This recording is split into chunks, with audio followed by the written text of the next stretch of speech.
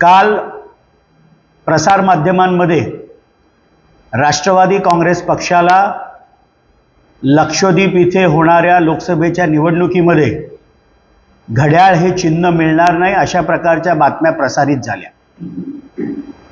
राष्ट्रवादी काँग्रेस पक्ष हा मान्यता प्राप्त राज्यस्तरीय पक्ष आहे महाराष्ट्र आणि नागालँडमध्ये, आणि म्हणून para 10 election symbols reservation and allotment order 1968 च्या अन्वये केंद्रीय निवडणूक आयोगाकडे आम्ही अर्ज केला होता आणि अरुणाचल प्रदेश येथील होणाऱ्या विधानसभेच्या सर्व जागांमध्ये राष्ट्रवादी काँग्रेस पक्षाला आपल्या सर्व उमेदवारांना घड्याळ हे चिन्हच मिळणार आहे। त्याचप्रमाणे लक्षद्वीप इथे होणारी लोकसभेची निवडणूक इथे देखील राष्ट्रवादीच्या उमेदवाराला घड्याळ हे चिन्ह मिळणार आहे। तशा प्रकारची अधिसूचना 23 मार्चला अरुणाचल प्रदेशबद्दल निवडणूक आयोगाने काढली आणि लक्षद्वीपबद्दल 24 मार्चला अधिसूचना काढण्यात आली, पण खोडसाळपणे राष्ट्रवादी काँग्रेस पक्ष शरद पवार गटाकडनं ज्येष्ठ नेते जे कायम हे वाक्य वापरतात की टप्प्यात आल्यावर कार्यक्रम करायचा असतो, चुकीच्या माहितीवर कार्यक्रम करायला गेल्यानंतर इनकरेक्ट कार्यक्रमच होतो, हे त्या ज्येष्ठ नेत्यांनी लक्षात ठेवावं। राष्ट्रवादी काँग्रेस पक्षाला अरुणाचल प्रदेशमध्ये होणाऱ्या विधानसभेच्या निवडणुकीमध्ये जिथे जिथे राष्ट्रवादी काँग्रेस पक्षाचे उमेदवार असतील यांना घड्याळ हे चिन्ह मिळणार आहे। लक्षद्वीप इथे होणाऱ्या लोकसभेच्या निवडणुकीमध्ये देखील राष्ट्रवादीच्या उमेदवाराला घड्याळ हे चिन्ह मिळणार आहे। त्यामुळे कुठल्याही प्रकारचा गैरसमज माध्यमांनी देखील पसरवू नये हीच या निमित्ताने सगळ्यांना विनंती करतो। सर, ठाणे, कल्याण, डोंबिवली, पालघर या जागा ठाकरेंच्या नेतृत्वाखालच्या आहेत, तर तो गट फुटलेला आहे आणि भाजपसोबत दोन्ही धुनीभांडी करत आहेत असं संजय राऊत आज म्हणाले। माझं संजय राऊत यांना विनंती आहे की ज्या काही महाविकास आघाडीच्या बैठका झाल्या आजपर्यंत, अनेक बैठका ट्रायडंटमध्ये झाल्या, अनेक बैठका 4 सीझन्स वरळी इथे झाल्या, तिथे काय कुस्ती महाविकास आघाडीच्या शिवसेना असेल, काँग्रेस असेल, राष्ट्रवादी असेल काय झाल्या हे माध्यमांच्या मार्फत संपूर्ण महाराष्ट्राने बघितलंय। त्यामुळे ठाणे जिल्ह्यामध्ये, पालघर जिल्हा असेल, या दोन्ही जिल्ह्यांमध्ये असणाऱ्या 4 लोकसभेच्या जागांवर महायुतीचेच उमेदवार मोठ्या मताधिक्याने विजयी होतील। संजय राऊत साहेबांनी याबद्दल काळजी करायची गरज नाही।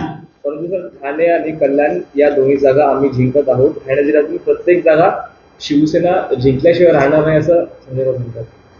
20 मेला 5व्या टप्प्यामध्ये ठाणे जिल्ह्यातील आणि पालघर इथे निवडणुका होत आहेत।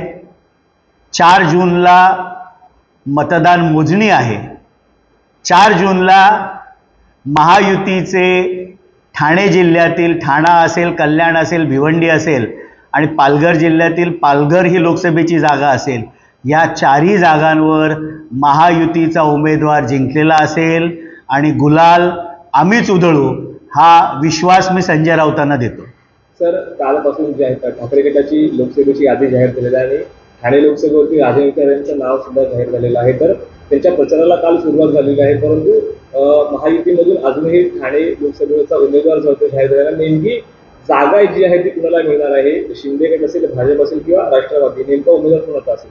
याबाबत अत्यंत चांगला समन्वय माननीय मुख्यमंत्री, शिवसेनेचे मुख्य नेते माननीय एकनाथरावजी शिंदे साहेब, राष्ट्रवादीचे राष्ट्रीय अध्यक्ष उपमुख्यमंत्री माननीय अजितदादा पवार, भाजपचे राज्यातील शीर्ष नेतृत्व उपमुख्यमंत्री माननीय देवेंद्र फडणवीस साहेब, या तिन्ही नेत्यांमध्ये उत्तम कोऑर्डिनेशन आहे आणि लवकरच महायुतीचा कॅन्डिडेट ठाणा असेल, कल्याण असेल, या दोन्ही जागांवरनं घोषित होईल। 3 मे शेवटची तारीख आहे अर्ज भरण्याची, अजून नोटिफिकेशन देखील निघालेलं नाही। 20 मेला मतदान आहे, त्यामुळे फार घाई करण्याची गरज नाही। महायुतीचे उमेदवार हे विजयी झालेले असतील हा आत्मविश्वास आणि संकल्प महायुतीच्या आम्ही सर्व कार्यकर्त्यांनी केलेला आहे. तर ज्या प्रकारे भाजपमधून काही चर्चे ठाणे लोकसभेसाठी असतील किंवा शिंदेच्या शिवसेनेकडून काही चेहरे चर्चेमध्ये आहेत, तसे तुमच्या राष्ट्रवादीकडून काही चेहरे सुचवण्यात आलेत का? नाही, आम्ही राष्ट्रवादीने ज्यावेळेला काही आठवड्यांपूर्वी 16 लोकसभा मतदारसंघाच्या आढावा बैठका आम्ही घेतल्या होत्या, त्यावेळेला ठाणे जिल्ह्यातील तिन्ही लोकसभेच्या जागा, ठाणा असेल, भिवंडी असेल, कल्याण असेल किंवा पालघर जिल्ह्यातील पालघर लोकसभेची जागा असेल, या चारही जागांवर राष्ट्रवादी काँग्रेस पक्षाने कधीही दावा आम्ही केला नव्हता.